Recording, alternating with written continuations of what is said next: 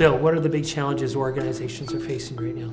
A lot of the clients I'm working with, they're going through major transformations. They're spinning off a business or a complete strategic realignment, and they forget about culture. In fact, what they do is they get to the end of the process, and then they say, oh, now let's focus on culture. Yeah.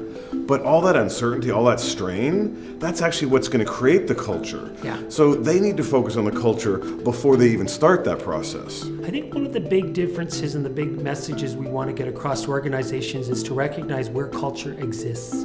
Because for a lot of people, they think, oh, culture exists across the organization. No, that's not correct, as you well know. It exists on teams, principally on teams. That's why in a hospital you can have different floors that are completely different cultures. In an organization you have different teams with completely different cultures. Yeah, and I was actually in a program last week where we presented the culture map, which we'll explain in a moment, and asked them, where does your organization exist in that culture map? Which quadrant? And somebody put their hand and said, we're in all 4 quadrants.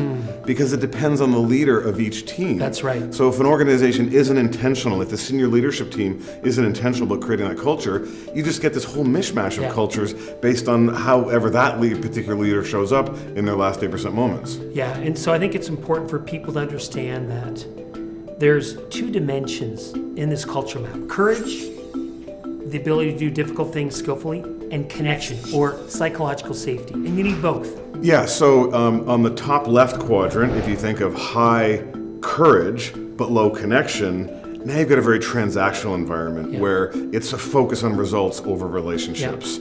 And toxic bad apples are allowed to exist because they get the results, even if they leave bodies in their way. So that's the top left. Yeah, and bottom right would be family, which is high connection, psychological safety, but low courage. And so this is a nice culture, but it's unwilling to do those hard things, like name an inconvenient truth, have those tough conversations, make those unpopular decisions. Yeah, and I love when you say, companies say, oh, we're a family culture, and you say, yeah, but we're not a family.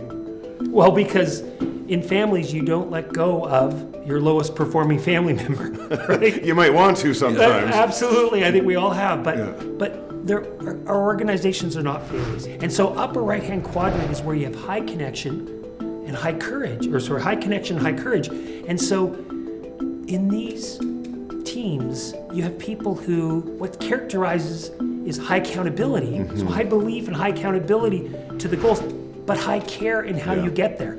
So I'm not going to give you horrible feedback. I'm going to give you honest feedback, but I'm going to deliver it in a way where you can hear it. Yeah, and probably 3/4 of the clients that I work with, they're in that lower right-hand quadrant. They're in that family quadrant, nice culture. And that's because when organizations think of culture, especially right now when engagement and retention is so important, they focus on that connection. They focus on people feeling valued, people having a voice. And you absolutely need that, but they forget about the other pillar, That's right. which is courage. Yeah. It's like that's the half of it. And the big thing is, there is a 8 to 10 year mega trend around a war for talent. There will be, just because of demographics, more really good jobs and good people. So organizations have to rethink what industry they're in. They're not in healthcare. They're not in automotive. They're in the people industry. They happen to do automotive. They happen to do healthcare. And if you have that mindset, all of a sudden you're like, no, culture matters maybe more than anything.